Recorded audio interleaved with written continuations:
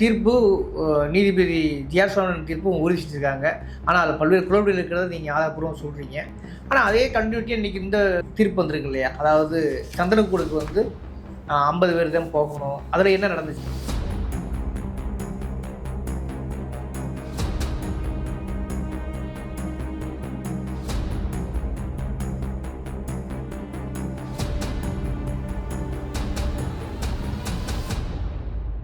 கோயில் முன்னாடி போய் கோயிலோட அர்ச்சகர்களுக்கு மரியாதை பண்ணுவாங்க, அவங்க இவங்களுக்கு மரியாதை பண்ணுவாங்க, ஊரோட முக்கியஸ்தர்லாம் இவங்களுக்கு மரியாதை பண்ணுவாங்க. கடைசியாக எல்லாத்தையும் எடுத்துகிட்டு போய் அங்கே மலைக்கு தர்காவுக்கு அதிகாலையில் தர்காவுக்கு போய் அங்கே சிக்கந்தர் அடக்கமான இடத்துல பூஜைகள்லாம் அங்கே சடங்குகள்லாம் பண்ணிவிட்டு பிரசாதம்லாம் கொடுத்துட்டு அவங்க திரும்ப வந்துடுவாங்க. இதுதான் வழக்கம்.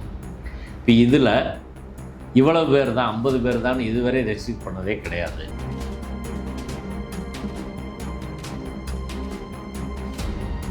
அரசு வழக்கறிஞர் பல பேர் ஐடியாலஜியே கிடையாது.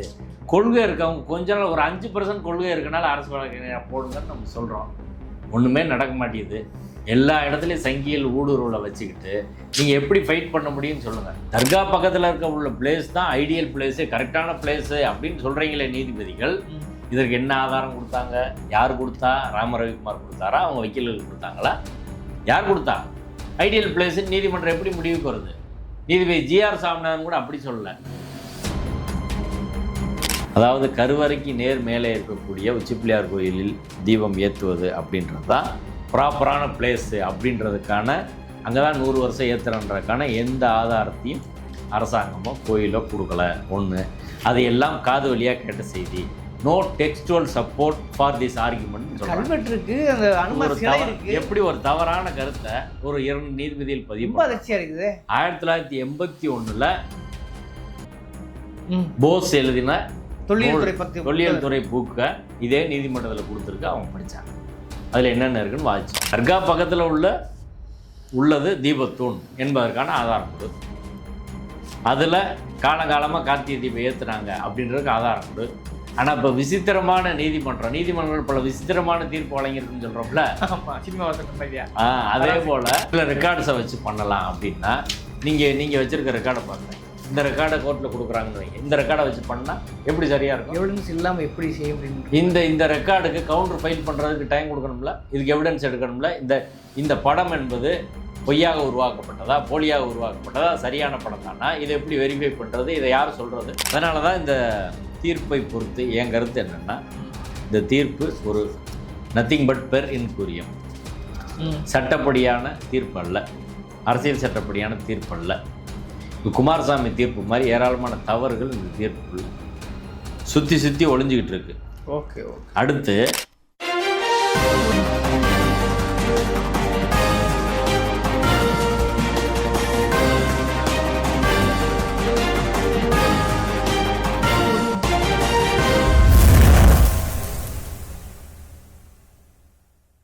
வணக்கம். இது அறத்தின் கழகம். இன்று நாம் சந்திக்கிற நீதித்துறை ஆளுமை உயர்நீதிமன்ற வழக்கறிஞர் திரு வாணிநாதன் அவர்கள். சார் வணக்கம். வணக்கம். இன்னைக்கு கோர்ட் என்ன சார் நடந்துச்சு? தொடர்ந்து பரபரப்பாக போய்கிட்டே இருக்கிறது. ஆனாலும் கூட ஒருவர் எழுதிய தீர்ப்பை இன்னைக்கு இரு நீதிபதிகள் உறுதி செய்திருக்கிறார்கள். என்ன நடந்தது, எப்படி பார்க்குறீங்க நீங்கள்? அதாவது இன்னைக்கு வந்திருக்கிற தீர்ப்பு கிட்ட 170 பக்கம் தீர்ப்பு. அது இந்த தீர்ப்பு அடிப்படையில் தவறானது அப்படின்றதுக்கான உதாரணமாக இந்த 2 படத்தை வச்சு தீர்ப்பு எழுதியிருக்காங்க. மெயினாக இந்த ஒரு படம் பாருங்கள், இது ஒரு படம். இது அனெக்சர் ஏ, இது அனெக்சர் பி, இந்த தூணோட படம். இந்த அனெக்சர் ஏ என்ன சொல்கிறாங்கன்னா, இந்த கலெக்டர் கொடுத்த ஒரு படம்னு சொல்கிறாங்க. ஆனால் எனக்கு நீதிமன்றத்தில் எனக்கு ஞாபகம் ராம ரவிக்குமார் தரப்பு வழக்கறிஞர்கள் கொடுத்தது தான் எனக்கு ஞாபகம் இருக்குது. ஓகே. இதில் தர்காவுக்கு பின்னாடி குதிரை சுனை, தர்காவுக்கு அடுத்து குதிரை சுனைக்கு அடுத்து தீபத்தூண் இருக்கிறதா சொல்லியிருக்காங்க. அதாவது தர்காவுக்கும் தீபத்தூணுக்கு இடையில தான் குதிரை சுனை இருக்குது அப்படின்னு கொடுத்துருக்குறாங்க. அதுக்கு ரொம்ப தூரம், அதனால் தர்காவுக்கு இதுக்கு எந்த பிரச்சனையும் இல்லை அப்படின்னு காட்டியிருக்காங்க. இது திருப்பரங்குன்றத்தில் இருக்க அத்தனை பேருக்கும் இது ஒரு போலியான படம்ன்றது தெரியும். தர்காவுக்கும் அந்த இவங்க சொல்லக்கூடிய தீபோத்தூன் என்ற சர்வே ஸ்டோனுக்கும் இடையில குதிரை சுனை கிடையவே கிடையாது. இது எல்லாருக்கும் தெரியும். நீங்களும் பார்த்தீங்க இல்லையா? நம்மள போன வெள்ளிக்கிழமை தான் நேரடியாக போனோம், பார்த்தோம். இப்போ தர்காவோட இப்போ கீழேருந்து நம்ம போனோம்னா இந்த பழனி ஆண்டவர் கோயில் பக்கத்தில் மேலே ஏறி போய் கொஞ்சம் தூரம் போனோடனே இடது பக்கம் போனால் இந்த உச்சி பிள்ளையார் கோயிலில் தீபமேத்திர இடம் வருது. அதுலேருந்து கொஞ்சம் மேலே ஏறி போனால் ஒரு பெரிய பாறை, அதுலேருந்து கொஞ்சம் மேலே போனால் நெல்லித்தோப்பு வருது. நெல்லித்தோப்பில் நின்று நெல்லித்தோப்புக்கு முன்னாடி நெல்லித்தோப்பில் நின்று பார்த்தோம்னா அதுக்கு எதிர்த்தாப்பில் இருக்க பகுதி தான் குதிரை சுனை திட்டு அப்படின்ற இடம். நம்ம அதிலிருந்து இடது பக்கம் போனால் காசி விஸ்வநாதர் கோயில், வலது பக்கம் போனால் தர்காவுக்கு ஏறி போகிற படி, அதில் ரொம்ப தூரம் ஏறி போனோம். ஏறி போய் அதிலே இடது பக்கம் மேலே ஏறினா தர்கா, வலது பக்கம் போனால் அந்த கொடிமரமும் அதற்கு அடுத்து இருக்க இடையில் இந்த தர்காவுக்கும் இந்த கொடிமரத்துக்கும் இடையில நடுவில் தான் இந்த தூண் வந்து இருக்குது. இப்போ குதிரை சுனை திட்டுன்றது அங்கேருந்து பார்த்தா தெரியவே தெரியாது, அந்த அளவுக்கு இருக்கும். அங்கே மேலே உச்சியில் தர்காவில் நின்று பார்த்தா தான் குதிரை சுனை திட்டு தெரியும். தர்கா மேலே டாப்பில் நின்று பார்த்தோம்னா அந்த இடத்துல தெரியும். மார்க் பண்ண இடம் கூட தெரியுது. ஆமாம், மார்க் பண்ண இடம் கூட தெரியுது. அது ஆப்போசிட்டாக தூரமாக தெரியும். இந்த சைடு தெரியும், இந்த சைடு கிடையாது. இப்போ எப்படி ஒரு போலியான ஒரு படத்தை வச்சு நீதிமன்றம் ஒரு தீர்ப்பு கொடுத்துச்சுன்னா இந்த தீர்ப்போட தன்மை எப்படி சொல்ல முடியும்? ஒருவேளை அது போலி நம்ம அதிர்ச்சியாக இருக்கு. ஆமாங்க, இதை நீங்கள் நல்லா பாருங்கள். இந்த தர்காவுக்கும் தீபத்தூனுக்கு இடையிலையா குதிரை சுனை இருக்குது? நாமளும் வந்து அப்படி இல்லவே இல்லை. சரி, ஒருவேளை நான் கூட என்ன நினச்சேன்னா இது தர்காவோட பேக் சைடு, அதுக்கு பின்னாடி குதிரை சுனை இந்த பக்கம் தானே இருக்குது, அது கூட காட்டினா. ஆனால் இந்த தூண் அங்கே இல்லையே, தூணுக்கு அப்புறம் கீழே தான். இதுக்கு ரெண்டுக்கு இடையில் இது வர்றதுக்கான எந்த வாய்ப்புமே, அதாவது ஒரு சாத்தியம் இல்லாத ஒரு படம், வேறு ஆங்கிள் எடுத்துருப்பாங்கன்னு கூட சொல்ல முடியாது. அப்போ இது வந்து குதிரை சுனைன்னு தவறாக குறித்து கொடுத்துருக்குறாங்களோ அப்படின்ற சந்தேகம் வருது. தவறு தான், அது அதில் ஒன்றும் சந்தேகம் இல்லை. யார் வேணாலும் இப்படி மார்க் பண்ணி கொடுக்கலாம். அப்போ இந்த பொய்யான படத்தை நீதிமன்றத்தில் கொடுத்தது யார்? இதை பேஸ் பண்ணி நீதிமன்றம் தீர்ப்பு சொல்ல முடியுமான்னு சொல்லுங்கள். இது பேஸ் பண்ணி திருப்பி கொடுத்துருக்காங்க. இதை பேஸ் பண்ணி தான் சொல்லியிருக்காங்க. அனெக்சர் ஏல வந்து இப்படி இருக்குது அப்படின்னு. அனெக்சர் பியா இந்த தூணை சொல்கிறாங்க. நம்ம இது சர்வே ஸ்டோன் அப்படின்றதுக்கான கொடுத்தோம்.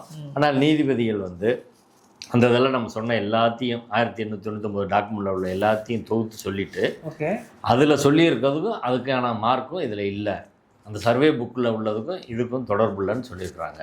அதில் முக்கியமாக நம்ம என்ன சொல்லியிருக்கோம், அதுக்கு பக்கத்தில் இதுக்கு பக்கத்தில் ஒரு ஸ்டோன் இருக்குது, அது கீழே ரவுண்ட் போட்டு மார்க்கர் இருக்குது. இப்போ இது கீழே பார்த்தா தானே தெரியும், இது எப்படி இல்லைன்னு சொல்ல முடியும்? இப்போ இதை பார்க்குற போது, இந்த மேல் உள்ள பகுதியை பார்க்குற போது இது வந்து சிற்ப வேலைப்பாடு கூட இருக்க மாதிரி தெரியுது அப்படின்னு சொல்லியிருக்காங்க. இது சிற்ப வேலைப்பாடு இல்லை, கல் தான், அது கல் வேலைப்பாடு தான். இந்த படத்தை பார்க்குறம்போது அப்படி தெரியுது அப்படின்ற அவர்னால நேரம் பார்த்துட்டு வந்தார். இவங்க இந்த படத்தை பார்த்தே முடிவு பண்ணி வந்துட்டாங்க. இப்போ இந்த தீர்ப்பு வந்து எப்படி சரியாக இருக்கும் அப்படின்றது முதல் விஷயம். ரெண்டாவது விஷயம், இந்த தீர்ப்பில் மாவட்ட நிர்வாகத்தை பற்றி எப்படி சொல்கிறாங்கன்னா, we find that the apprehension expressed by the district administration regarding probability of disturbance of public peace, அதாவது மாவட்ட நிர்வாகம் அங்கே பொது அமைதிக்கு பங்கம் வந்துடும் அப்படின்னு சொல்லி ஒரு வாதத்தை சொல்கிறாங்க. அது வந்து is nothing but an imaginary ghost, கற்பனையான ஒரு பேய் மாதிரியான விஷயம் தவிர created by them for their convenience sake and to put one community against other community under suspicion and constant mistrust. ஒரு மதத்தை இன்னொரு மதத்துக்கு எதிராகவும் தொடர்ந்து அவங்களுக்குள்ள நம்பகம் இல்லாத ஒரு சூழ்நிலையை உருவாக்குறதுக்கான வேலையை டிஸ்ட்ரிக்ட் அட்மினிஸ்ட்ரேஷன் செய்கிறாங்க அப்படின்னு ஒரு மிகப்பெரிய குற்றச்சாட்டை நீதிமன்றம் சொல்லுது. இதுக்கு என்ன ஆதாரம்? இதுக்கு என்ன ஆதாரம்? உண்மையில் அங்கே கலவரம் வராமல் தடுத்தது 144 போட்டு கவர்மெண்ட்டு ஒன்று. ரெண்டாவது, it is ridiculous and hard to believe the fear of mighty state that by allowing representative of Devasthanam to light the lamp at stone pillar near top of the hill located within its territory of Devasthanam land on a particular day in a year will cause disturbance to public peace. அதாவது இவங்க கோயில் நிர்வாகத்தில் வந்து ஒரு நாள் தீபம் ஏற்ற வைக்கிறது தர்கா பக்கத்தில், அது வந்து பிரச்சனையை உருவாக்கிறோம் அப்படின்னு சொல்கிறது ரெடிகுலஸ், ஒரு அபத்தமாக ஸ்டேட் சொல்கிறாங்க அப்படின்னு சொல்கிறாங்க ஒன்று. அடுத்து of course it may happen only if சர்ச் disturbance is sponsored by the state itself. ஒரு அமைதி சீர்குலைவுக்கான ஒரு அங்கே உண்மையிலே அது நடந்துச்சுன்னா அது அரசாங்க பின்னணியில் தான் அது நடக்கும் அப்படின்னு சொல்கிறாங்க. பெரிய குற்றச்சாட்டு இருக்குது. ஆமாம். அடுத்து வி ப்ரே, நாங்கள் பிரார்த்திக்கிறோம், no state should stoop to that level to achieve their political agenda. எந்த ஸ்டேட் கவர்மெண்ட்டும் அவங்க அரசியல் அஜெண்டாவுக்காக அரசியல் நோக்கத்துக்காக இந்த இப்படி வேலையை பார்க்கக்கூடாதுன்னு சொல்கிறாங்க. நேரடியாக குற்றச்சாட்டு நேரடியாக இப்போ வந்து திமுக அரசை இப்படி சொல்கிறாங்க. நான் என்ன சொல்கிறேன், நீங்கள் குற்றச்சாட்டே வைங்க. ஒன்று, திமுக இது பொலிட்டிக்கல் அஜெண்டாவுக்காக இப்படி பிரச்சனையை உருவாக்குறாங்க அப்படின்னு நீங்கள் சொல்கிறீங்க. ரைட்டு. நான் என்ன கேட்குறேன், மோகன் பகவத் இந்த பிரச்சனையில் ஏன் பேசினார்? நாக்பூரின் மோகன் பகவத்துக்கும் எழுமலை ராமரவிக்குமாருக்கு என்ன சம்பந்தம்? இந்த பிரச்சனையில் நீதிமன்றம் இப்படி தான் தீர்ப்பளிக்கணும்னு அவர் ஏன் திருச்சியில் வந்து பேசுகிறாரு? பேசியிருக்காரு. அவரை நீதிமன்றம் கண்டிச்சிருக்கா? திமுகவை கண்டிக்கிறீங்கல்ல, கோர்ட்டில் பெண்டிங் இருக்கிற ஒரு மேட்டரில் இப்படி தான் செய்யணும்னு ஒருத்தர் பேசுகிறாரு. அவங்க ஒரு அமைப்பு வச்சுருக்கிறாங்க. அந்த அமைப்பின் மீது பல்வேறு குற்றச்சாட்டுகள் இருக்குது. 3 முறை இந்திய அரசால் தடை செய்யப்பட்ட அமைப்பு அது. அந்த மோகன் பகவத் சொல்கிறாரு, அவரை ஏன் நீதிமன்றம் கண்டிக்கலை? நேரடியாக கச்சராஜா சொல்கிறார், அயோத்தியாவை மாற்றுன்னு சொல்கிறாரு. கச்சராஜா இதே நீதிபதி ஜெயச்சந்திரன் அவர்கள் முன்னாடி அனுமதி வாங்கிட்டு திருப்பரங்குன்றத்தை அயோத்தியாக மாற்றுவோம், 4 மணிக்கு இங்கே பேச மாட்டோம்னு சொல்லிட்டு 5 மணிக்கு பேசுகிறாங்க. எஃப்ஐஆர் ஆகிருக்கு. கச்சராஜா அரசியல் பண்ணலையா? திமுக அரசியல் பண்ணதில்லை. கச்சராஜா அரசியல் பண்ணலையா? திமுக அரசியல் பண்ணதில்லை. நயினா நாகேந்திரன் அங்கே ஏன் போனார்? திமுக தலைவர்கள் யாருமே போகல. நயினா நாகேந்திரன் போனார், கச்சராஜா போகிறாரு, அர்ஜுன் சம்பத் போகிறாரு, காடேஸ்வரா சுப்பிரமணியம் போகிறாரு. இவங்கெல்லாம் எதுக்கு அங்கே போனாங்க? அரசியல் பண்ணுறதுக்கா? இல்லை அங்கே வந்து ஏதாவது சமூக சேவை பண்ண போனாங்களா? இப்போ திமுக அரசை கண்டிக்கிற ஒரு உயர் நீதிமன்றத்தின் 2 நீதிபதிகளும் மோகன் பகவத்தை கண்டிக்காமல் தவிர்க்கிறது ஏன்? கச்சராஜாவை கண்டிக்காமல் தவிர்ப்பது ஏன்? அண்ணாமலை இதில் பேசினார்ல, அண்ணாமலைக்கு இந்த பிரச்சனைக்கு என்ன சம்பந்தம்? அண்ணாமலை வந்து கண்டிக்காமல் ஏன் தவிர்க்கிறாங்க? இது ஒரு சார்பு இல்லையா? இப்போ இந்த தீர்ப்பு என்பது இது போன்ற விஷயங்களால் இந்த தீர்ப்பு நடுநிலையான தீர்ப்பாக இருக்குமான்ற சந்தேகம் எழுமா எழாதா? சொல்லுங்கள். ஸ்டேட் மேலே டிஸ்ட்ரிக்ட் அட்மினிஸ்ட்ரேஷன் இவ்வளோ பெரிய குற்றச்சாட்டை வைங்க. நான் வைக்கக்கூடாதுலாம் நான் சொல்லலை, எல்லார் மேலே வைங்க. ஏன் பிஜேபியை மட்டும் நீங்கள் சொல்ல மாட்டீங்க? ஏன் ஆர்எஸ்எஸை மட்டும் சொல்ல மாட்டீங்க? ஏன் கச்சராஜாவை சொல்ல மாட்டீங்க? இவ்வளோ பிரச்சனை அங்கே உருவாக்குனது யார்? ராமரவிக்குமார் மனுதாரன் போகிறாரு, எதுக்கு நயினார் அங்கே வந்தார்? கேட்கணுமா இல்லையா கோர்ட்டு? ஏதோ திமுக அரசியல் செய்யுது அப்படின்றத மட்டும் சொல்கிறது ஒரு தீர்ப்போட நோக்கம் இருக்கக்கூடாதுல்ல. நீதிபதியில் இப்படி சொல்கிறது பெரிய விஷயமா இருக்குது. அதனால தான் நம்மளுக்கு இப்போ ரொம்ப வருத்தத்துக்குரிய விஷயமா இருக்குது. இது மக்கள் இதை எப்படி பார்ப்பாங்க? நாளைக்கு ஒரு தீர்ப்பில் இப்படி வந்து சொல்லிட்டாங்க, அப்போ இந்த கவர்மெண்ட்டே இப்படி தான் அப்படின்னு பேசுவாங்களா, பேச மாட்டாங்களா? எல்லா கட்சியிலும் இதை பேசுமா இல்லையா? இப்போ நீதிமன்றம் நடுநிலையோடு இருக்க வேண்டிய நீதிமன்றம் இங்கே அரசியல் பண்ணுறாங்க. உண்மையிலே தீவிரமாக அரசியல் பண்ணது பாஜக தான், நம்ம எல்லாருக்கும் தெரியும். அங்கே போய் பிரச்சனை பண்ணது யார்? போலீஸ் அடித்தது யார்? மண்டையை உடைச்சது யார்? பிஜேபி தானே. அது சொல்லணுமா இல்லையா? ஒரு ஒன்றிய அமைச்சர் வராரு, அவர் கார்த்திகை தீபம் ஏற்ற விடாதவங்களாம் முட்டாள்கள் அப்படின்னு பேசுகிறாரு. அது அரசியல் இல்லையா? அவருக்கு அரசியலுக்கு சம்மந்தம் இல்லாதவரா? இப்போ ஸ்டேட் கவர்மெண்ட் பண்ணால் ஒன்றிய அரசு என்ன பண்ணுது? இதே அமித்ஷா மதுரையில் வந்து சிக்கந்தர் மலையின் மாற்ற திமுக அரசாங்கம் முயற்சி பண்ணுறாங்கன்னு பொய்ய பேசலையா? அன்றைக்கிருந்து இன்றைக்கி வரை இந்த அரசியல் தான் பண்ணுறாங்க. நீதிமன்றம் எல்லாரையும் கண்டிக்கணும். அப்போ இந்த தீர்ப்போட நடுநிலை என்பது இது போன்ற விஷயங்கள்னால கேள்விக்குள்ளாகுது அப்படின்றத நான் அதை வந்து பார்க்குறேன். அடுத்து இந்த வழக்கில் கேட்கப்பட்ட பிரேயர் அப்படின்றது வேறு வழக்கில் இதுவரை கேட்கப்படல, அதனால் முன்தீர்ப்பு தடை வராது அப்படின்னு சொல்கிறாங்க. இப்போ வேறு வழக்கில் இதே பிரேயர் கேட்கப்பட்டிருக்கா இல்லையா, இந்த பிரச்சனை டிஸ்கஸ் பண்ணப்பட்டிருக்கா இல்லையா அப்படின்றத மட்டும் பார்ப்போம். ஓகே. ஒரே ஒரு ஜட்ஜ்மெண்ட்டு சொல்ல, நிறைய நான் சொல்ல. இதே வழக்கில் நீதிபதி திரு வேணுகோபால் அவர்கள் வழக்கை இதே நீதிபதிகள் இதே தீர்ப்பில் சொல்லியிருக்கிறாங்க. சொல்லி அதில் சமாதான கூட்ட நடவடிக்கையை வந்து பேரா 15 வந்து ஃபைல் பண்ணுறாங்க. 4/12/2014 நீதிபதி திரு வேணுகோபால் கொடுத்த தீர்ப்பு. அது அகில பாரத இந்து மகாசபாவோட துணைத் தலைவர் கணேசன் தாக்கல் பண்ண வழக்கில் வேற 15ல் ஒரு பீஸ் கமிட்டி மீட்டிங் ப்ரொசீடிங்ஸை பதிவு பண்ணுறாங்க. அதை இந்த தீர்ப்புலையும் பதிவு பண்ணுறாங்க. திருப்பரங்குன்றம் வட்டம் திருப்பரங்குன்றம் கிராமத்தில் உள்ள சுப்பிரமணிய சாமி திருக்கோயில் மலையில் வரும் 5/12/2014 சென்ற ஆண்டில் தீபம் ஏற்றும் இடமென உச்சிப்பிள்ளையார் கோயில் மண்டபத்தில் கடந்த ஆளுகளை போன இந்த ஆண்டும் திருக்கார்த்திகை தீபம் ஏற்ற தீர்மானிக்கப்பட்டது. இது ஒரு முடிவு. அடுத்து வரும் ஆண்டில் மலை உச்சியில் உள்ள தீபத்தூணில் தீபம் ஏற்றும் வகையில் 1996ஆம் ஆண்டு உயர்நீதிமன்ற தீர்ப்பின்படியும் இந்து முன்னணி மற்றும் பாரதிய ஜனதா கட்சியினர் மற்றும் பக்தர்களின் கோரிக்கை தொடர்பாகவும் அரசுக்கு 1 மாத காலத்துக்குள் தெரிவித்து ஒரு குழு அமைத்து மாவட்ட ஆட்சித்தலைவர் மூலமாக இந்து சமய அறநிலையத்துறை ஆணையருக்கும் அரசு செயலருக்கும் அறிக்கை அனுப்பி அரசின் முடிவுப்படி நடந்துள்ளது என தீர்மானிக்கப்பட்டது. இதுதான்.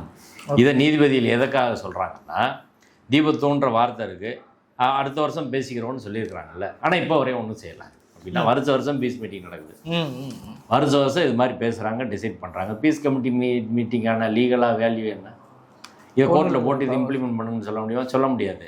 அப்போ இதை இம்ப்ளிமெண்ட் பண்ணலை கவர்மெண்ட்டு அப்படின்னு சொல்கிறதுக்கு இதை எடுத்துக்கிற நீதிபதிகள் இதே தீர்ப்பில், இது 15ஆம் பாரா சொல்கிறேன், 28 பாராவை நான் வாசிக்கிறேன். சொல்லுங்கள். 28வது பாராவில் ஃபஸ்ட்டு உச்சிப்பிள்ளையார் கோயிலில் தான் ஏற்றுறோம் அப்படின்றது முதல் இதில் இருக்குது. அதே சமயம் அடுத்து, it is also the stand of the respondent 1 and 2 that from the year 1994 onwards 1994 cadres of Hindu Munani are urging to have the Deepam lighted in the stone pillar of top of the hill, which is situated very near to Sultan Sikandar Auliya Dargah. சுல்தான் சிக்கந்தர் அவுலியா தர்காவின் பக்கத்தில் இருக்கக்கூடிய stone pillar தூணில் மலை உச்சியில் இதுக்கு பக்கத்தில் இருக்கிறதுல தான் ஏற்றணும் கார்த்திகை தீபம்னு சொல்லி 1994 இந்து முன்னணி கேட்டுட்டு வராங்க அப்படின்னு சொல்கிற இந்த இடம். இப்போ இவங்க சொல்கிற இடம் 2 ஒன்று தானே. தர்கா பக்கத்தில் இருக்க தூணு தானே இந்த வழக்கில் சொல்கிறாங்க. ஆமாம், அதே தானே இப்பயும் சொல்கிறாங்க. இதை கேட்டு கடைசியாக நீதிபதி ரிட் பெட்டிஷன் இஸ் டிஸ்மிஸ்ன்னு சொல்லிட்டார். சரிங்களா? இதுக்கு எதிராக அப்பீல் போகிறாங்க. அப்பீலில் நீதிபதி MM சுந்தரேஷ் தலைமையிலான அமர்வு அப்பீலில் மிக தெளிவாக 19/7/2017 நீதிபதி MM சுந்தரேஷ் சதீஷ்குமார் தலைமையிலான அமர்வு அவங்க writ appeal number 1442/2014 date of judgment 19/7/2017 இதில் என்ன சொல்கிறாங்கன்னா, temple authority namely third respondent will take appropriate action to see it communal harmony is maintained. மத நல்லிணக்கம் பேணப்படணும் அப்படின்றது. அதே போல் certainly law and order is an issue to be kept in mind while doing so. After all, the object is to see that peace and tranquility is being maintained, and for the aforesaid purpose the onus is on the respondents. அங்கே அமைதியையும் நல்லிணக்கத்தையும் காக்க வேண்டிய பொறுப்பு எதிர் மனுதாரர்களுக்கு இருக்குது அப்படின்னா எஸ்பிக்கும் இன்ஸ்பெக்டருக்கும் திருப்பரங்குன்ற இன்ஸ்பெக்டருக்கும் கோயில் நிர்வாகத்துக்கு இருக்குதுன்னு சொல்கிறாரு. அந்த எஸ்பி இடத்துல தான் இன்றைக்கி இது சிட்டி லிமிட் வந்ததுனால கமிஷனர் இருக்கார். அப்போ கமிஷனருக்கு அந்த டியூட்டி இருக்குன்னு அமைதியை பாதுகாக்க வேண்டிய பொறுப்பு, நல்லிணக்கத்தை பாதுகாக்க வேண்டிய பொறுப்பு மதுரை கமிஷனருக்கு இருக்குது. அன்றைக்கி இருந்த எஸ்பிக்கு இருக்குதுன்னு சொன்னது யார்? 2 நீதிபதிகள் கொண்டவங்க. அதில் சொன்ன நீதிபதி இன்றைக்கி சுப்ரீம் கோர்ட் ஜட்ஜு சீனியர் ஜட்ஜாக இருக்கார். சரிங்களா? இப்போ அந்த வழக்கை இதை உறுதி செஞ்சுட்டு கூடுதலாக இதை சொல்கிறாங்க. இப்போ நீதிபதியில் என்ன இதில் டிஸ்கஸ் பண்ணி சொல்கிறாங்கன்னா, நீதிபதி திரு ஜெயச்சந்திரன் ராமகிருஷ்ணன் இந்த நீதிபதி சுந்தரேஷ் தீர்ப்பில் அதையெல்லாம் டிஸ்கஸ் பண்ணல, மற்ற விஷயங்களை டிஸ்கஸ் பண்ணல அப்படின்னு சொல்கிறாங்க. இப்போ நான் என்ன கேட்குறேன், இது எனக்கு புரியாத ஒரு விளக்கமாக இருக்குது. அது உயர்நீதிமன்றத்தில் ஒரு தீர்ப்பு ரிட் அப்பீலில் கொடுக்குறாங்க. இந்த தீர்ப்புக்கு எதிராக, இப்போ கொடுத்த தீர்ப்புக்கு எதிராக நம்ம சுப்ரீம் கோர்ட் போகிறோம். அட்மிஷனுக்கே இது தகுதியான வழக்கு இல்லைன்னு SLP டிஸ்மிஸ்ன்னு சொல்லிடுவாங்க. சில சமயம் சொல்லுவாங்க, சில சமயம் அதை நம்பர் கொடுத்து கொண்டு போவாங்க. நிறைய வழக்கில் 100 வழக்கு அங்கே ஃபைல் ஆனால் 80 வழக்கில் டிஸ்மிஸ் தான் ஆகும் SLP. சரிங்களா? SLP டிஸ்மிஸ் ஆனால் அதோடு அது முடிஞ்சு போச்சுன்னு அர்த்தம். சரிங்களா? இப்போ SLP டிஸ்மிஸ் ஆகுது, அது மெரிட்டில் இல்லை அப்படின்றதுக்காக நீங்கள் சுப்ரீம் கோர்ட் தீர்ப்பில் இதெல்லாம் காரணங்கள்லாம் சொல்லலை, அதனால் அந்த தீர்ப்பை நம்ம எடுத்துக்கிற முடியாது, இந்த விஷயம் அதை டிஸ்கஸ் பண்ணல அப்படின்னு சொல்ல முடியுமா? என்ன அர்த்தம்னா, உயர்நீதிமன்ற தீர்ப்பு இறுதியானதுன்னு அர்த்தம். அவ்வளோதான் விஷயம். சுப்ரீம் கோர்ட் எஸ்எல்பியில் டிஸ்மிஸ் ஆயிடுச்சுன்னா கடைசியாக கொடுத்த தீர்ப்பு உச்சநீதிமன்ற தீர்ப்பால் உறுதி செய்யப்பட்டதுன்னு அர்த்தம். அப்போ இதில் உள்ள எல்லாமே உச்சநீதிமன்றத்தால் உறுதி செய்யப்பட்டதாக தான் பொருள் கொள்ளப்படும். அவ்வளோதான் அதில் விஷயம். இப்போ அப்படி தான் ஒரு விஷயத்தை இதுவரை எனக்கு தெரிஞ்சு, எனக்கு வந்து கொஞ்சம் சட்ட அறிவு இருக்கிறத வச்சு நான் அப்படி தான் பார்த்துருக்குறேன். சரி. ஆனால் நீதிபதிகள் நிறைய சட்ட அறிவு உள்ளவங்க எப்படி இதை சொல்கிறாங்கன்னு தெரியல. இந்த ஜட்ஜ்மெண்ட்டில் அதை டிஸ்கஸ் பண்ணலன்னா, ஜஸ்டிஸ் வேணுகோபாலோட ஜட்ஜ்மெண்ட்டை வந்து அந்த ஜட்ஜ்மெண்ட்டை ஏற்றுக்கிட்டு தானே இந்த ஜட்ஜ்மெண்ட்டு ரிட் அப்பீல் வந்து டிஸ்மிஸ் ஆகுது அவங்களுக்கு. இப்போ நீதிபதி ஜிஆர் சாமிநாதன் ஜட்ஜ்மெண்ட்டை ஒரு சின்னதாக மாடிஃபை பண்ணி இப்போ பண்ணுறாங்க. மாடிஃபை பண்ணி தான் பண்ணுறாங்க. அப்போ இப்போ உள்ள டைரக்ஷன் தான் அப்ளிகபிள்ன்றது எல்லாருக்கும் தெரியும். அதே போல் தான் அந்த ஜட்ஜ்மெண்ட்டை ரிட் அப்பீலை ஏற்றுக்கிறாம தான் கூடுதலாக சில விஷயங்களை சொல்கிறாங்கன்னா அந்த தீர்ப்பு என்பது இறுதியான தீர்ப்புன்னு அர்த்தம். இப்படி தான் பொருள் கொள்ள முடியும். ஆனால் நீதிபதியில் அப்படி மாற்றி சொல்கிறாங்க, ரெசுடிகேட்டாக வராது அப்படின்றாங்க. ஆனால் அதே பிரச்சனை இங்கே தீர்க்கப்பட்டிருக்கு அப்படின்றதான். ரெண்டாவது, நீதிபதி திரு இளங்கோவன் முன்பாக இந்த பிரச்சனை வருகிற போது இப்போ நீதிபதியில் என்ன சொல்கிறாங்கன்னா, அடுத்து என்ன சொல்கிறாங்கன்னா, இந்த இடம் கோயிலுக்கு சொந்தமான இடம் தான் முடிவு பண்ணுறாங்க. இதுதான் நம்ம கேள்வி எழுப்புறோம். கோயிலுக்கு சொந்தமான இடம்னு எப்படி முடிவுக்கு வந்தாங்க? நீதிபதி ஜிஆர் சாமிநாதன் எப்படி முடிவுக்கு வந்தார்? ஓப்பன் கோர்ட்டில் கேட்குறாரு. அந்த தூணை கவர் பண்ணி ஒரு ஃபோட்டோ இருக்குது, யார் பண்ணது? நாங்கள் தான் பண்ண கோயில். அப்போ அது உங்களுக்கு சொந்தம். இதையே இப்பயும் கன்ஃபார்ம் பண்ணுறாங்க. இதே நீதிபதி சொன்னது மாதிரி அதே சொன்னதே அதை அப்படியே கன்ஃபார்ம் பண்ணுறாங்க. பிறகு எப்படி தர்கா தரப்புலேருந்து இன்னொன்று தவறான செய்தியை பதிவு பண்ணுறாங்க இந்த தீர்ப்பில். தர்கா தரப்புள்ள வக்ஃபோர்டு தரப்பு முதல் முறையாக ரிட் அப்பீலில் வந்து இந்த இடம் எங்களுக்கு சொந்தமானது, தூண்டிருக்க இடம் எங்களுக்கு சொந்தமானதுன்னு சொல்கிறாங்க. இது ரொம்ப தவறான அணுகுமுறைன்னு அவங்களை கண்டிக்கிறாங்க. The location of the pillar is in the portion of the hill declared by a competent civil court as property of தேவஸ்தானம். இந்த பில்லர் இருக்க இடம் தேவஸ்தான ப்ராப்பர்ட்டி அப்படின்னு சிவில் கோர்ட் சொல்லியிருக்காங்க சொல்கிறாங்க. எங்கே சொல்லியிருக்காங்க சிவில் கோர்ட்டு? அப்போ யாரும் எப்படி சொல்ல முடியும்ல? சிவில் கோர்ட் எங்கே சொல்லியிருக்காங்க? அப்படி ஒன்று சொல்லவே இல்லை. அதெல்லாம் என்ன சொல்லியிருக்காங்கன்னா, தர்கா இருக்கக்கூடிய மொத்த மலைப்பகுதியும் தர்காவுக்கு சொந்தம்னு சொல்லியிருக்காங்க 1923 தீர்ப்பில். On whole top of the hillock where dargah stands belongs to Mohammedans அப்படின்ற வார்த்தையாக இருக்குது. 2021 தீர்ப்பில் இந்த இடம் இதுவரை முறையாக அளக்கப்படவில்லை. Whole top of the hillock, மொத்த மலையும் தர்கா இருக்கக்கூடிய மொத்த மலையும் இஸ்லாமியருக்கு சொந்தம்னு சொல்லியிருக்கிறாங்க. மொத்த மலையின் எல்லை எங்கே வருதுன்னு அளக்கப்படலைன்னு நீதிமன்றத்தில் சொன்னது யார்? கோயில். அது தர்காவை ஏற்றுக்கிடுச்சு, அரசாங்கம் முடியாதுன்னு சொல்லி இதெல்லாம் இந்த தீர்ப்பில் பதிவு பண்ணுறாங்க. அப்போ என்ன அர்த்தம்? 2021 தீர்ப்பு அது ஃபைனலான தீர்ப்பு, அதுக்கு அப்பீலே போகல. அந்த தீர்ப்பில் நீதிபதி இளங்கோவன் அவர்கள் என்ன பதிவு பண்ணுறாங்கன்னா, இதுவரை மலைப்பகுதியின் எல்லை வரையறுக்கப்படலை. வரையறுக்கப்படாமல் அங்கே இருக்கிற தூண் கோயிலுக்கு தான் சொந்தம்னு நீதிபதியில் எப்படி முடிவுக்கு வராங்க? ஏற்கனவே ஒரு ஜட்ஜே சொல்லியிருக்கிறாங்கல்ல, அந்த ஜட்ஜு எப்படி சொன்னார்? கோயில் தானே இதை சொல்லணும், கோயிலே முடியாதுன்னு, கோயிலே இல்லைன்னுல சொல்கிறாங்க. இப்போ நீதிபதிகள் இல்லை, கோயிலே நீங்கள் சொல்கிறீங்க அளக்கணும்னு, இருந்தாலும் இல்லை, அது உங்கள் சொத்து தான், நீங்கள் அளக்கணும்னு சொன்னதெல்லாம் விட்டுருங்க, அது உங்கள் சொத்து தான் அப்படின்னு சொல்ல முடியுமான்னு சொல்லுவோம். அப்படிதான் சொல்கிறாங்க. சிவில் வழக்காக போக வேண்டியதை அப்படி டிக்ளேர் பண்ண முடியுமா? இல்லை, அதான் சொல்கிறாங்க. அது வந்து இதுதான் நம்ம திரும்ப திரும்ப ஆரம்பத்துலன்னு சொல்கிறோம். Disputed question of fact should not be decided under 226 proceedings. உயர்நீதிமன்ற ரிட் மனுவில் பிரச்சனைக்குரிய சங்கதிகளை டிஸ்பியூட்டட் கொஸ்டின் ஆஃப் ஃபேக்டை தீர்க்கவே முடியாது. இப்போ 3 பேர் கிளைம் பண்ணுறாங்கன்னு வைங்க, கவர்மெண்ட் கிளைம் பண்ணுது, இவங்க தர்கா கிளைம் பண்ணுறாங்க, இவங்க கிளைம் பண்ணுறாங்க. இது இவங்களுக்கு தான் சொந்தமானது. எங்கே முடிவு பண்ணுவீங்க? எங்கே அளந்தாங்க? அளக்கிறதுக்கே மறுபடியும் கமிஷன் போட்டு 1962 அளந்து நெல்லித்தப்பு மட்டும் தான் மார்க் பண்ணியிருக்காங்க, மற்ற பகுதி மார்க் பண்ணல. யார் மார்க் பண்ணதா சொன்னால்? நீதிபதியில் எப்படி சொல்கிறாங்க? அப்போ டிஸ்பியூட்டட் கொஸ்டின் ஆஃப் ஃபேக்டை நீங்கள் தீர்மானிக்க முடியாதுன்ற செட்டில்டு பிரின்சிபல்லாக இதுதான் நம்ம மெயினாக ஆர்கியூமெண்ட் பண்ணோம்.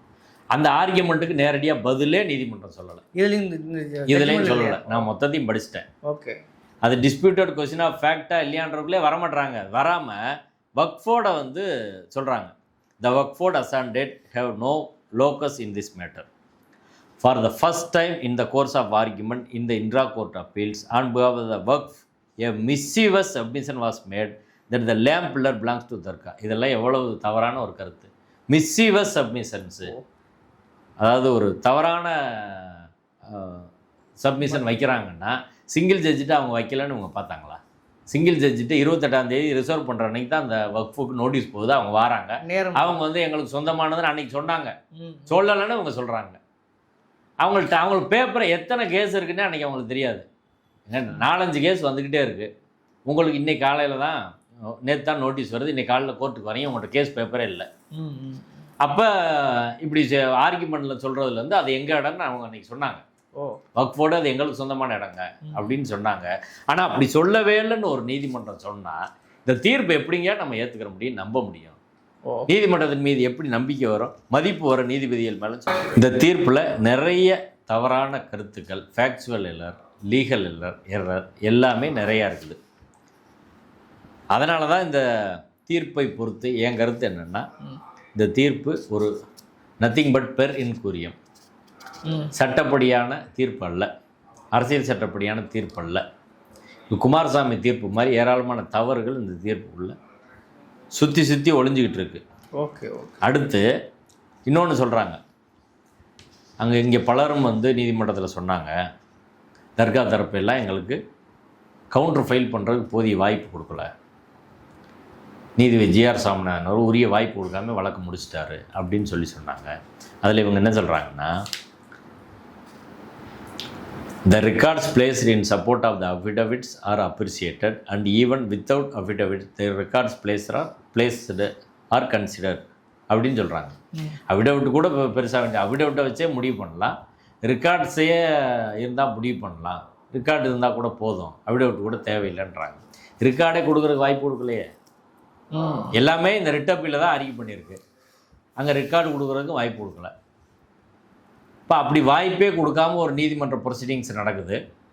அந்த நீதிமன்ற ப்ரொசீடிங்ஸ் எப்படி நடந்துன்னு எல்லாரும் சொல்லிட்டாங்க.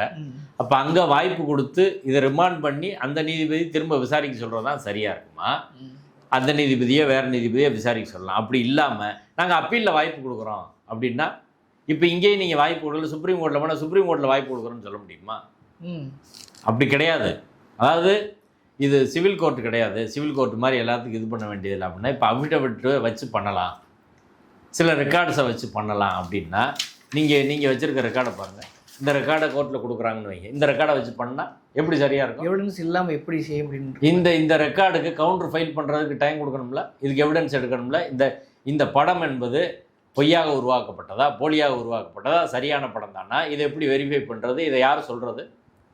ரெக்கார்ட்ஸை வச்சு டிசைட் பண்ணுறோன்னு நீங்கள் சொல்கிறீங்க, இப்படி தான் டிசைட் பண்ணுவீங்க. அப்போ ரெக்கார்ட்ஸை வச்சு பண்ணால், அஃபிடவிட்டை வச்சு பண்ணுறோம் அப்படின்னா மொத்த மலையும் எங்களுக்கு சொந்தம் அப்படின்னு தர்காவிலேருந்து கேஸ் போட்டு அஃபிடவிட் போட்டால் அஃபிடவிட் வச்சு முடிவு பண்ணிடுவீங்களா? எவிடன்ஸ் என்ன, அதுக்கு ஆதாரம் என்ன கேட்பீங்கல்ல? இப்போ அஃபிடவிட்டை வச்சு டிசைட் பண்ணுறோம், ரெக்கார்டை வச்சு டிசைட் பண்ணுறோம் அப்படின்னா டிஸ்பியூட்டட் கொஸ்டின் ஆஃப் ஃபேக்ட். இதை நாங்கள் ஏற்றுக்கிட்டா சொல்லுங்கள், இந்த படத்தை நாங்கள் ஏற்றுக்கிட்டோமா? எல்லா தரப்பு ஏற்றுக்கிட்டாங்களா? தர்கா ஏற்றுக்கிட்டாங்களா? வக்ஃபோர்டு ஏற்றுக்கிட்டாங்களா? இந்த வழக்கு மேல்முறையீடு செய்தவர்கள் நாங்கள்லாம் தர்கா, வக்ஃபோர்டு, அனைத்து ஜாதி அரசியல் சங்கம், அரசாங்கம், கோயில் எல்லாம் மேல்முறையீடு பண்ணியிருந்தோம். மேல்முறையீடு செய்த எல்லாமே the appellants have failed to produce formidable evidence to show that Agama Sastra of Saivites prohibits lighting of lamp at the place which is not straight on the top of the deity in sanctum sanctorum. Nor it is the case of the Devasthanam or the government that lighting Divam is not a custom prevailing in Tirupparamundram hill. அதாவது ஆகம சாஸ்திரங்கள், அதான் பெரிய பேசப்பட்டிருக்கு இன்னைக்கு. ஆகமம், சைவ ஆகம சாஸ்திரங்களில் கருவறைக்கு மேலே இருக்கக்கூடிய இடத்துல தான் தீபம் ஏற்றணும் அப்படின்றதுக்கான எந்த ஆதாரத்தையும் நீதிமன்றத்தில் அப்பீல் தாக்கல் செய்தவங்க தரல அப்படின்னு சொல்கிறாங்க. இது ஒரு விசித்திரமான வாதமாக எனக்கு தெரியுது. ஒரு நீதிமன்றம் இப்படியான ஒரு ஆர்கியூமெண்ட்டை வைக்க முடியுமா? யாருங்க கேஸை ப்ரூவ் பண்ணணும்? ராம ரவிக்குமார் ஒரு கேஸை போட்டு அதை அப்பலண்ட்டு கவர்மெண்ட் ப்ரூவ் பண்ணணும், டெம்பிள் ப்ரூவ் பண்ணணுமா? இப்போ உண்மையில் நீதிமன்றம் என்ன கேட்கணும்? தர்கா பக்கத்தில் உள்ளது தீபத்தூண் என்பதற்கான ஆதாரம் கொடு, அதில் காலங்காலமாக கார்த்திகை தீபம் ஏற்றுனாங்க அப்படின்றதுக்கு ஆதாரம் கொடு, ஒரு மலையில் 2 இடத்துல தீபம் ஏற்றலாம் அதனால் பிரச்சனை இல்லைன்னு ஆகம அனுமதிக்குது அப்படின்றதுக்கு ஆதாரம் கொடு, அதுக்கான கல்வெட்டு ஆதாரம் கொடு, நூல்கள் கொடு, இதை தானே கேட்கணும். நீங்கள் ஃபைல் பண்ணால் ஒரு கோர்ட்டில் ஃபைல் பண்ணால் இதை தானே கேட்பாங்க. ஆனால் இப்போ விசித்திரமான நீதிமன்றம் பல விசித்திரமான தீர்ப்பு வழங்கியிருக்குன்னு சொல்கிறோம்ல. ஆமாம், சினிமா வசனம் மாதிரியா? அதே போல் ஒரு விசித்திரமாக இப்போ நம்மளாம் எதிர்மனுதாரராக இருக்கிறோம். இம்ப்ளீட் பெட்டிஷனாக கவர்மெண்ட்டும் கோயிலும் அந்த இடத்துல உச்சி பிள்ளையார் கோயிலில் ஏற்றுறது மட்டும்தான் ஆகமத்துக்கு சரியானது அப்படின்றது வந்து அவங்க ஆதாரம் கொடுக்கலன்றாங்க. அவங்க எதுக்கு கொடுக்கணும்? நடுநாட்டில் நான் ஏன் சுடுகாட்டுக்கு போகணுன்ற மாதிரி வழக்கு தொடுத்தவர் தான் கொடுக்கணுன்றது எவிடன்ஸ் ஆக்ட் செக்ஷன் 104. இப்போ யார் நீதிமன்றத்தை அணுகிறாரு? ராம ரவிக்குமார் வழக்கு போட்டுருவார், இங்கே நான் ஏற்றுங்க அப்படின்னு. அப்போ கோயிலேருந்து இல்லை இங்கே ஏற்றுறது தான் எங்களுக்கு பழக்கம் அப்படின்னு இவங்க போய் நிரூபிக்கணுமா?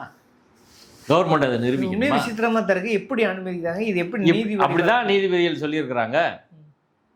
அதாவது the appellant have failed to produce. இவங்க ஆதாரம் கொடுக்கல, எதுக்கு நாங்கள் ஏன் ஆதாரம் கொடுக்கணும்? வழக்கு தொடுத்தவங்க தானே ஆதாரம் கொடுக்கணும். நான் கேட்குறேன், இப்போ வரையும் இப்போ சிங்கிள் ஜட்ஜு நீதிபதி ஜிஆர் சாமன், இப்போ இரு நீதிபதிகள் அமர்வு நீதிபதிகள் திரு ஜெயச்சந்திரன், திரு ராமகிருஷ்ணன் தலைமையிலான அமர்வில் இப்போ வரைக்கும் தர்கா பக்கத்தில் இருக்கிறது தான் தீபத்தூண் அப்படின்றதுக்கான ஒரு துண்டு சீட்டு ஆதாரம் கொடுத்துருக்குறாங்களா? ராம ரவிக்குமார் கொடுத்தாரா? அவங்க சார்பில் வழக்கு போட்ட யாராலும் கொடுத்துருக்காங்களா? கொடுக்கவே கிடையாது. இன்னொன்று, தீபத்தூண் கொடுக்கப்பட்ட ஆதாரம் என்பது உச்சி பிள்ளையார் கோயில் பக்கத்தில் இருக்கதான் தீபத்தூண் கல்வெட்டு அப்படின்றதுக்கான ஆதாரங்கள் வந்து கல்வெட்டு இருக்குது. அதுக்கு வந்து 1981 புத்தகம் இருக்குது, எல்லாத்தையும் அதை கொடுத்துருக்குறாங்க. ஆனால் நீதிபதிகள் சொல்கிறாங்க 100 வருஷமாக அங்கே ப்ராக்டிஸ் இருக்குது, உச்சி பிள்ளையார் கோயில் தான் அப்படின்றதுக்கு எந்த ஆதாரத்தையும் இவங்க கொடுக்கல. ரெண்டாவது, அரசு கொடுக்கலன்றாங்களா? ஆமாம், we find that only hearsay statements are relied and no textual support for their argument. அதாவது கருவறைக்கு நேர் மேலே இருக்கக்கூடிய உச்சி பிள்ளையார் கோயிலில் தீபம் ஏற்றுவது அப்படின்றது தான் ப்ராப்பரான பிளேஸு அப்படின்றதுக்கான, அங்கே தான் 100 வருஷம் ஏற்றுறன்றதுக்கான எந்த ஆதாரத்தையும் அரசாங்கமோ கோயிலோ கொடுக்கல. ஒன்று, அதையெல்லாம் காது வழியாக கேட்ட செய்தி. No textual support for this argument சொல்றாங்க.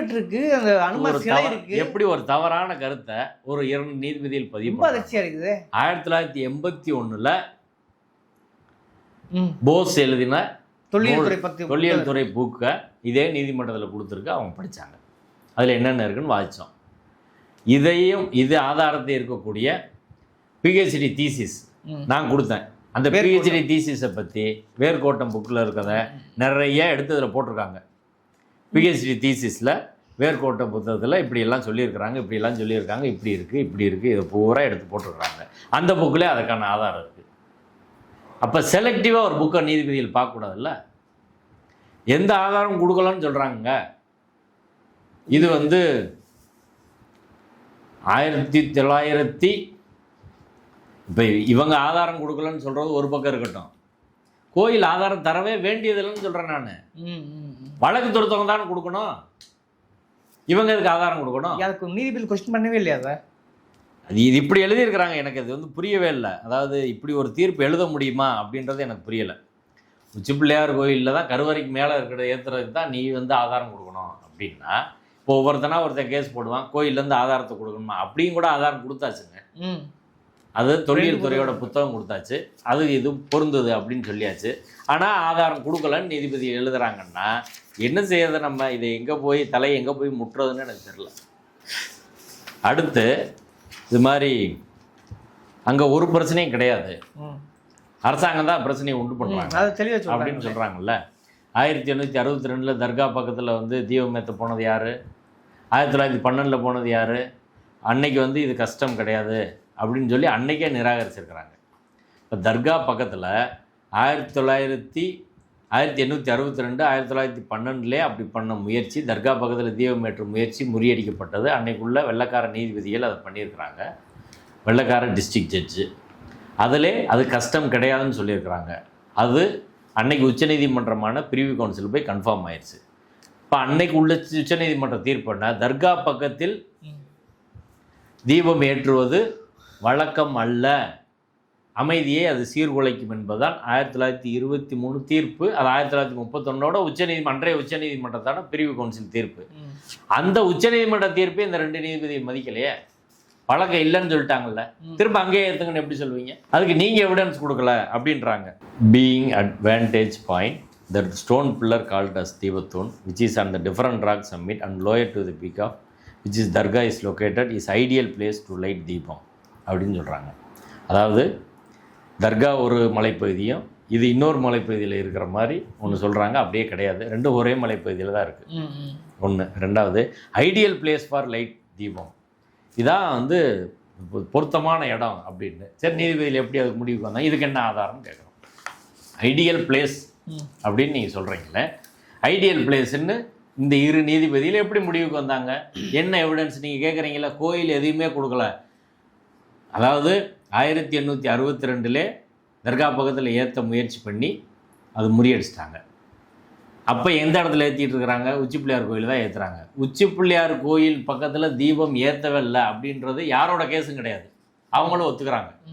இப்போ 1862 இன்றைக்கு வரை அங்கே தான் ஏற்றிட்டு இருக்காங்கன்னா ஒரு 163 வருஷம் அங்கே ஏற்றுறது வந்து ஒரு வழக்கமாக இருக்குது. அது எல்லாராலையும் அட்மிட் பண்ண ஃபேக்ட்டு.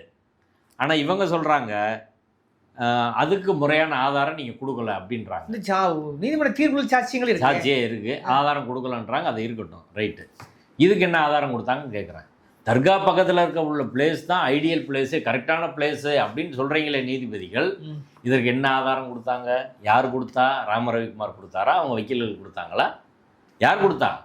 ஐடியல் பிளேஸுன்னு நீதிமன்றம் எப்படி முடிவுக்கு வருது? நீதிபதி ஜிஆர் சாமிநாதன் கூட அப்படி சொல்லலை. அது கோயிலுக்கு சொந்தமான இடம், அதனால் அதை வந்து பாதுகாக்கிறதுக்காக தீபம் ஏற்றுங்கன்னு சொன்னாரே தவிர அதுதான் பொருத்தமான இடம், அங்கே தான் காலங்காலமாக ஏற்றுனாங்கன்றலாம் சொல்லலை. சரி, ஓகே. இப்போ அடிப்படையில் திருப்பரங்குன்ற மலையோட வேறு மலையோட ஒப்பிடுறாங்க. இங்கே நீதிபதியில் என்ன சொல்கிறாங்க? எல்லா மலையிலும் உச்சியில் ஏற்றப்படும் சொல்லி. உச்சி பிள்ளையார் கோயிலில் ஏற்றுறாங்க, எங்கே திருச்சியில் ஏற்றுறாங்க, அங்கே திருவண்ணாமலையில் ஏற்றுறாங்க, உச்சியில் ஏற்றுறாங்க. இதெல்லாம் கருவறைக்கு நேர்மேலை எல்லாம் ஏற்றலை அப்படின்னு சொல்கிறாங்க நீதிபதிகள். இப்போ நான் என் கேள்வி என்னென்னா, ஒரு கோயில் இன்னொரு கோயிலை ஒப்பிட முடியுமா? இதில் வந்து ஆடு கோழி வெட்டக்கூடாது அப்படின்ற வழக்கில் விவாதம் வருகிற போது அரசு தரப்பில் என்ன சொன்னாங்கன்னா, அங்கே தர்காவில் வெட்டுறாங்க, இங்கே கோயிலுக்கு பக்கத்துலேயே பல இடங்களில் ஆடு கோழி வெட்டுறாங்க, பாண்டி கோயிலில் வெட்டுறாங்க, அழகர் கோயில் முன்னாடி வெட்டுறாங்க. இதெல்லாம் இந்துக்கள்லேயே சைவன்றதெல்லாம் இல்லை, இந்து கோயில்கள்லேயே ஆடு கோழி வெட்டுற வழக்கம் இருக்குது அப்படின்னு சொல்லி வாதத்தை வச்சாங்க. அதுக்கு 3 நீதிபதிகள் அமர்வு என்ன சொல்லிச்சு? நீதிபதி விஜயகுமார் என்ன சொன்னார்? ஒரு கோயில் இன்னொரு கோயிலை ஒப்பிடாதீங்க, அது வேற இது வேற. ஒவ்வொரு கோயிலுக்கு ஒரு பழக்க வழக்கம் மரபு இருக்குது. திருப்பரங்குன்றம் மலைக்கு ஒன்று இருக்குது, பாண்டி கோயிலுக்கு ஒன்று இருக்குது. அதனால் இதை ஒப்பிடுறது சரியில்லைன்னு சொன்னாங்க. இதில் எப்படி ஒப்பிட்டாங்க? அதை தான் நம்ம கேட்குறோம். 3 நீதிபதிகள் தீர்ப்புக்கு நீங்கள் 2 நீதிபதிகள் கட்டுப்பட்டவங்க. நீங்கள் திருப்பரங்குன்றம் மலையை இங்கே திருவண்ணாமலையோடையும் திருச்சி உச்சி பிள்ளையார் கோயிலோடையும் எப்படி ஒப்பிட முடியும்? ஒவ்வொரு கோயிலுக்கும் ஒவ்வொரு பழக்கம் வழக்கம் மரபு உண்டு. 2 கோயில் ஒன்றா, 2க்கான ஆகமம் ஒன்றா? அப்படி கிடையவே கிடையாது. இப்போ 2மே வேற. அது பிள்ளையார் கோயில், அதுக்கு ஆகமன்றது ஒன்றே கிடையாது, ஆகமே கிடையாது பிள்ளையார் கோயிலுக்கு. இப்போ அப்படி இருக்கும்போது கம்பேர் பண்ண முடியாது ஒன்று. 2வது, அப்படி நீங்கள் கம்பேர் பண்ணிங்கன்னா திருப்பரங்குன்றம் மலையில் தீபம் ஒரு இடத்துல ஏற்றுறாங்க. 1950 இப்போது வரை அர்ச்சகர் இருந்து பல்வேறு வழக்குகளில் சொல்லியிருக்கிறாங்க. ஒவ்வொரு கோயிலும் தனித்தனி, அந்த கோயிலுக்கான பழக்க வழக்கம் மரபு என்பது வேறு. மீனாட்சி அம்மன் கோயில் வேறு, திருச்செந்தூர் கோயில் வேறு, திருச்செந்தூர் கோயில் வேறு, திருப்பரங்குன்றம் கோயில் வேறு, திருப்பரங்குன்றம் கோயில் வேறு, பழனி வேறு. சரிங்களா? இப்போ திருச்செந்தூரில் எப்படி ஏற்றுறாங்க? இங்கே உள்ளது போல தான் ஏற்றுறாங்களா? அங்கே எந்த மலை இருக்குது? மலையே இல்லையாங்க. இப்போ ஒவ்வொரு இடத்துக்கும் ஒரு பழக்க வழக்கம் மரபு இருக்குது. அதை இப்போ இப்படி கம்பேர் பண்ணால் எப்படி அதை ஏற்றுக்கிற முடியும்னு சொல்லுங்கள். அதை இந்த கம்பேரிசனே அடிப்படையில் தவறானதுன்றதான். அடுத்து அரசு அதிகாரிகள் சொன்னதை வந்து சொல்கிறாங்க. டிஸ்ட்ரிக்ட் கலெக்டர் வந்து கிரானைட் ஸ்டோன் சொல்கிறாரு. அடுத்து ஹெச்ஆர்என்சி டிபார்ட்மெண்ட் வந்து இது ஜெயின் சமண துறவிகள் வெளிச்சத்துக்காக அவங்க பயன்படுத்தியிருக்கிறாங்க அப்படின்னு சொல்லி சொல்கிறாங்க. இப்போ இவங்க என்ன சொல்கிறாருன்னா, judges, state administration as well as the HRNC department, we are certain that they don't subscribe the version projected by some of the private appellants that the structure is marked to. In fact, they cannot claim so. when the distinct features found in the subject pillar does not tally with the mark stone described by the Survey General of India, who was the senior most official of the then survey department சொல்கிறாங்க. இப்போ government HRNC ஒரு standard எடுக்கிறாங்க, government ஒரு standard எடுக்கிறாங்க, இவங்க survey stone சொல்லவே இல்லை அப்படின்னு சொல்கிறாங்க. இதில் ரெண்டு விஷயம். ஒன்று, அரசாங்கத்திலேருந்து ஒரு ஸ்டாண்ட் எடுத்து இது இந்த ஸ்டோன் அப்படின்னு நிரூபிக்க வேண்டிய அவசியம் தேவையே கிடையாது. அவங்க அரசாங்கம் முதல்ல என்ன சொல்கிறாங்க, இது கார்த்திகை தீபத்தூண் கிடையாது, அந்த கோயிலோட பழக்க வழக்க நடைமுறைக்கு இந்த தூணுக்கு எந்த தொடர்பும் கிடையாது சொல்கிறாங்க. இது கிரானைட் ஸ்டோனாக இருக்கலாம், அல்லது சர்வே ஸ்டோனாக இருக்கலாம், வேறு எந்த ஸ்டோனாக இருக்கலாம், சமண ஸ்டோனாக இருக்கலாம், அது பிரச்சனை இல்லை. ஆனால் கோயிலோட பழக்கத்துக்கு இதுக்கு எந்த சம்மந்தம் இல்லைன்றது நாங்கள் உறுதியாக சொல்கிறோன்றாங்க. அவ்வளவு சொன்னால் போதும் எதிர்மனதாரர்கள், அவங்க வேறு அதை தாண்டி சொல்ல வேண்டியது இல்லை. இருந்தாலும் நீதிமன்றம் இப்படியெல்லாம் எழுதுன்றது தான் நம்ம அன்றைக்கே சொன்னோம். இது கிரானைட் ஸ்டோன் என்று, இது சர்வே ஸ்டோன் என்பதற்கான தெளிவான ஆதாரங்களை அரசு தரப்பில் கொடுங்க, ரெவன்யூ டிபார்ட்மெண்ட் கொடுங்க, நாங்கள் ப்ரைவேட்டாக கொடுத்தா அதை பெரிய லெவலில் நீதிமன்றம் ஏற்காது அப்படின்னு சொன்னோம். இன்றைக்கி அதான் நடந்திருக்குது. இப்போ கடைசி வரை ஏஜிஏ அதை கொடுக்கல. எனக்கு அது புரியவே இல்லை. எல்லா டாக்குமெண்ட்டும் இருக்குது கவர்மெண்ட்டில், ஆனால் கொடுக்க மறுத்தது ஏன்னு தெரியல. இப்போ அந்த ஓட்டையை பயன்படுத்தி அவங்க எழுதுகிறாங்கல்ல. இப்போ ஒரு சென்சிட்டிவான பிரச்சனையை கையாளுற போது ஹெச்ஆர்என்சி வழக்கறிஞர், மூத்த வழக்கறிஞர் ஜோதி அவர் பாட்டுக்கு ஒன்று இது சமணர் ஸ்டோன் அப்படின்னு அவர் ஒன்று சொல்கிறாரு. ஒரு சென்சிட்டிவான பிரச்சனையில் மாறி மாறி ஸ்டாண்ட் எடுக்கணும். இன்றைக்கி அதை பிடிச்சிக்கிட்டாங்கல்ல, அதை வச்சு இப்போ அவங்களே ஒரு வாய்ப்பு கொடுக்கறதுக்கு நீங்கள் வாய்ப்பு கொடுக்கலாமா? இது போகிற போக்கில் நடந்துச்சா, திட்டமிட்டு அவங்களை சப்போர்ட் பண்ணுறதுக்கு நடந்துச்சான்னு எனக்கு தெரியல. ஆனால் இந்த அணுகுமுறை என்பது அரசாங்கம் கரெக்டாக இது சர்வே ஸ்டோன் இந்த ஸ்டாண்ட் எடுத்து உறுதியாக நின்றுருந்தால் நீதிபதியில் இப்படி எழுதுறதுக்கான வாய்ப்பு ரொம்ப குறைவாக இருந்திருக்கும். அதை ஒரு ரெவன்யூ டிபார்ட்மெண்ட்லேருந்து சர்வே டிபார்ட்மெண்ட்லேருந்து சொல்லியிருக்கலாம். ஆனால் அதை சொல்லலைன்றதான் வருத்தத்துக்குரிய விஷயம். இப்போ கிட்டத்தட்ட தீர்ப்பு நீதிபதி ஜிஆர் சரவணன் தீர்ப்பும் உறுதி செஞ்சுருக்காங்க. ஆனால் அதில் பல்வேறு குளறுபடிகள் இருக்கிறத நீங்கள் ஆதாரப்பூர்வம் சொல்கிறீங்க. ஆனால் அதே கண்டினியூட்டியாக இன்றைக்கி இன்னொரு தீர்ப்பு வந்திருக்கு இல்லையா, அதாவது சந்தனக்கூடுக்கு 50 பேர் தான் போகணும், அதில் என்ன நடந்துச்சு, அதை எப்படி பார்க்குறீங்க? அதாவது சந்தனக்கூடு தொடர்பாக எந்த வழக்கும் போடவே இல்லை. போன வாரம் ஒரு வழக்கு வருது. அந்த வழக்கில் மாணிக்கமூர்த்தின்றவர் நீதிபதி ஸ்ரீமதி அவர்கள் முன்னாடி ஒரு வழக்கு போட்டு அந்த வழக்கில் அவர் என்ன கோரிக்கை வைக்கிறாருன்னா, interim injunction restraining the 5th respondent herein his Thiruparankundram hill men or agents from performing Kandoori. அங்கே ஆடுகோழி வெட்டுற கந்தூரி வழிபாடு நடத்தக்கூடாது. மெயின் பெட்டிஷன் அதே தான். Prohibit the 5th respond herein from performing Kandoori and Thiruparankundram hill. இதுதான் அவங்க கோரிக்கை, அவங்க ப்ளீட்டிங்ஸ். அதான் இந்த வழக்கு விசாரணைக்கு வருது. அன்றைக்கி நம்ம போய் ஆட்சேபனை பண்ணுறோம், நாங்கள் கந்தூரி அங்கெல்லாம் பண்ணலைங்க. ஆனால் நீதிபதி ஸ்ரீமதி அவர்கள் இன்ட்ரீம் உத்தரவு போடுற போது என்ன சொல்கிறாங்கன்னா, சந்தனக்கூடு ஃபெஸ்டிவலில் 50 பேர் தான் கலந்துக்கணும்னு போட்டாங்க. இதை நம்ம திரும்ப போய் சொல்கிறோம், இது தப்பாக வந்துடுச்சு அப்படின்னு. இன்றைக்கி கிளாரிஃபிகேஷன் எடுக்கிற போது அவங்ககிட்ட சொல்கிறோம், இந்த பெட்டிஷனை பூரா பாருங்கள். அவங்க பெட்டிஷன் சந்தனக்கூடுக்கே போடல. சந்தனக்கூடை ஆடுகோழி வெட்டக்கூடாதுன்னு போட்டிருக்காங்க. அது வெட்டக்கூடாதுன்னு நீங்கள் போட்டீங்க, அது பிரச்சனை இல்லை. சந்தனக்கூடுன்ற பிரச்சனை எங்கேயே வருதுங்க. இந்த பெட்டிஷனில் ப்ளீடிங்ஸில் சொல்லலை. அவங்களோட கோரிக்கை இன்ட்ரீம் கோரிக்கை இல்லை, மெயின் கோரிக்கையும் இல்லை. அவங்க கோர்ட்டில் இதை சொல்லவே இல்லை. நீங்களாம் ஒரு ஆர்டர் போட்டு விட்டீங்க அப்படின்னு. இல்லை நானும் அது பண்ணல, கவர்மெண்ட் தானே சொன்னாங்க அப்படின்னு கேட்டாங்க. ஓகே. இப்போ கவர்மெண்ட்டு அரசு சார்பில், கோயில் சார்பில், கவர்மெண்ட் சார்பில் AAG additional advocate general Baskaran, அவர் நேருவோட அப்பாயின்மெண்ட், அவர் தான் இந்த வழக்கு வந்தார். அவர்கிட்ட கேட்குறாங்க. கேட்டப்போ அவர் சொல்கிறாரு, இல்லை 50 பேர் தான் அலவுடு அப்படின்றார். இப்போ நான் சொல்கிறேன், அதாவது 50 பேருன்றது திருவிழாவுக்கு சொல்ல முடியாது. திருவிழான்றது புரிஞ்சுக்கோங்க. பங்குனி திருவிழா நடக்குது திருப்பரங்குன்றத்தில், அதுக்கு பல லட்சம் பேர் வருவாங்க. அதே போல் சந்தனக்கூடு திருவிழா தை மாதம் தொடங்கி ஒரு 16 நாள் நடக்கும். கொடியேற்றத்தோடு தொடங்கி நடக்கும். அதில் ஒவ்வொரு நாள் விழா நடக்கும். கடைசி நாளில் ஒரு பல ஆயிரம் பேர் ஊர்வலமாக போவாங்க. கோயில் முன்னாடி போய் கோயிலோட அர்ச்சகர்களுக்கு மரியாதை பண்ணுவாங்க, அவங்க இவங்களுக்கு மரியாதை பண்ணுவாங்க. ஊரோட முக்கியஸ்தர்கள்லாம் இவங்களுக்கு மரியாதை பண்ணுவாங்க. கடைசியாக எல்லாத்தையும் எடுத்துகிட்டு போய் அங்கே மலைக்கு தர்காவுக்கு, அதிகாலையில் தர்காவுக்கு போய் அங்கே சிக்கந்தர் அடக்கமான இடத்துல பூஜைகள்லாம், அங்கே சடங்குகள்லாம் பண்ணிவிட்டு பிரசாதம்லாம் கொடுத்துட்டு அவங்க திரும்ப வந்துடுவாங்க. இதுதான் வழக்கம். இப்போ இதில் இவ்வளவு பேர் தான் 50 பேர் தான் இதுவரை ரெஸ்ட்ரிக்ட் பண்ணதே கிடையாது. அதில் தவறான உத்தரவில் வந்துருச்சு, வழக்குக்கு சம்மந்தம் இல்லாத ஒரு உத்தரவு வந்துருச்சு. அதனால் அந்த உத்தரவை மாடிஃபை பண்ணுங்கள், திருவிழாவுக்கு ரெஸ்ட்ரிக்ட் பண்ண முடியாது அப்படின்னு நான் சொல்கிறேன். சரி, ஏன்னா அப்போ முருகன் கோயிலுக்கு ரெஸ்ட்ரிக்ட் பண்ண முடியுமா? அவங்க குடும்பம் மட்டும் இப்போ 5 வகையராக சேர்ந்தவங்க அந்த தர்காவை நிர்வாகம் பண்ணுறாங்க. அவங்க குடும்பம் மட்டும் 500 பேர் இருக்காங்க. அவங்க பங்காளிகள் வந்தாலே அவ்வளோ பேர் வந்துருவாங்க, மக்களும் பல ஆயிரம் பேர் வருவாங்க. இது எப்படி நிறுத்த முடியும் அப்படின்னு.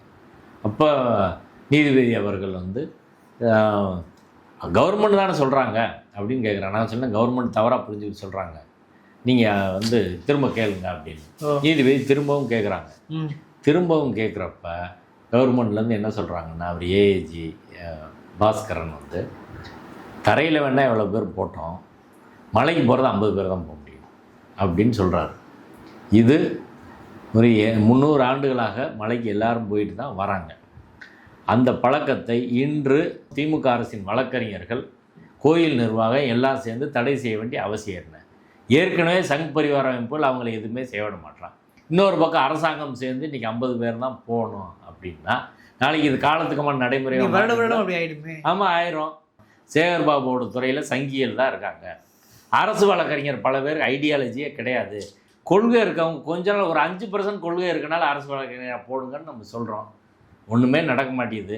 எல்லா இடத்துலையும் சங்கியல் ஊடுருவலை வச்சுக்கிட்டு நீங்கள் எப்படி ஃபைட் பண்ண முடியும்னு சொல்லுங்கள். இந்த சைடு நின்று ஃபைட் பண்ண முடியாத ஒரு மோசமான சூழ்நிலையில் நம்ம இருக்கோம். ஒரு மாற்றை கண்டுபிடிக்க வேண்டிய ஒரு தேவையும் அவசியம் இருக்குது. இப்படி பூரா தீர்ப்பு வருது. இதுக்கு லா மினிஸ்டர் திமுகலேருந்து ஒரு பேட்டி கொடுக்குறாரு. அவர் மெத்த இந்த விஷயங்கள் தெரிஞ்சவர், ஒரு தெற்க வடக்க தெரிஞ்சாலும் இந்த பிரச்சனையை பற்றியால் பேட்டி கொடுக்க வேணாமா? என்னமோ சொல்கிறாரு, என்னென்னமோ பேசுகிறாருங்க. ஒரு சப்ஜெக்ட் தெரிய வேணாமா ஒரு லா மினிஸ்டருக்கு? மீடியா நண்பர்கள் கேட்குறாங்க, அது தீபத்தூண் எதுன்னு கேட்கறதுக்கு அவருக்கு அது தெரியவே இல்லை. அவங்க கேட்குற கேள்வி நம்மளுக்கு சாதகமான. மேல இருக்க தூண்ல நாயக்கருடைய கல்வெட்டு இருக்குன்னு சொல்லிட்டு கேட்குறேன். மேல இருக்க தூண்ல தான் சொல்றாங்க. தர்கா பக்கத்துல இருக்க தூண்ல அப்படி எதுவுமே கிடையாது. உச்சி பிள்ளையார் கோயில் தான் அது இருக்கு. இதை கூட சொல்ல தெரியாத, இந்த சப்ஜெக்ட் கூட தயாரிச்சு போக தெரியாத ஒரு லா மினிஸ்டரை வச்சுட்டு இவங்க கவர்மெண்ட் ரன் பண்றாங்க. ஒரு ஏஏஜி கோர்ட்ல வந்து இஸ்லாமியர்களுக்கு உரிமையை, அடிப்படை உரிமையை பறிக்கிற மாதிரி நீதிமன்றத்தில் சொல்றாங்க. கோயிலும் ஒத்துதுன்னா இதை மக்கள் இதை எப்படி புரிஞ்சுக்கிறது? எனவே இனி என்ன சொல்கிறதுன்னு தெரில. கோர்ட்டு இப்படி இருக்குது, அரசாங்கம் இப்படி இருக்கிறாங்க, மக்கள் தான் களத்துக்கு வரணும், வந்து இந்த பிரச்சனையை தீர்க்கணும் அப்படின்றதான். இதே போல் பல்வேறு சந்தர்ப்பங்களில் தமிழ் சமூகம் பல்வேறு நெருக்கடிகளை சந்திச்சிருக்கு. அதே போல் ஒரு நெருக்கடி தான் அது. இதையும் நம்ம கடந்து போவோம். நிச்சயமாக தமிழ் சமூகம் இதை கடந்து போகின்ற நம்பிக்கை எனக்கு இருக்குது. இந்த வழக்கை பொறுத்தவரை தமிழ்நாடு லா மினிஸ்டர் சொன்ன மாதிரி அவசரப்பட்டு சுப்ரீம் கோர்ட்டுக்கு போவேன்னா, சுப்ரீம் கோர்ட்டில் முடிஞ்சு போனேன்னு டிஸ்மிஸ் ஆச்சுன்னா கதை முடிஞ்சு போயிடும். அதனால் குறைந்தபட்ச ஒரு அறிவு நாணயம் இருந்தால் சம்மந்தப்பட்ட எல்லாத்தையும் கலந்து பேசி ஒரு ரிவ்யூ ஃபைல் பண்ணலாம்.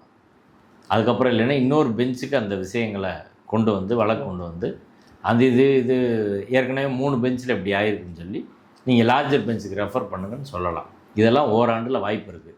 ஆனால் இதை அவங்களுக்கு ஃபேவராக பண்ணணும்னா அவசரப்பட்டு இவங்க சுப்ரீம் கோர்ட்டுக்கு போய் பிரச்சனையை முடிச்சு விடட்டும். பிஜேபிக்கு ஃபேவராக பண்ணணும்னா அவசரப்பட்டு சுப்ரீம் கோர்ட்டு போட்டோம். இல்லைன்னா இது சம்மந்தப்பட்ட அனைவரையும் கலந்து பேசி ஒரு தெளிவான முடிவை எடுக்கணும். ஓகே சார், இது வந்து ஒரு தீர்ப்பு மட்டும் சொல்லிட முடியாது. அதை தாண்டியில் அரசியல் புழக்கம் தான் அதிகம் இருப்பது நீங்கள் சொல்கிற குரல்களிலிருந்து தெரிந்து கொள்ள முடிகிறது. உங்கள் விமர்சனங்களையும் உங்கள் பார்வையின் அரசின் பார்வைக்கும் மக்களின் பார்வைக்கும் விட்டுவிடுகிறேன். விவாத சொல்லி அறக்கலத்தை நேரம் ஒதுக்கி பண்ணி சார். நன்றி.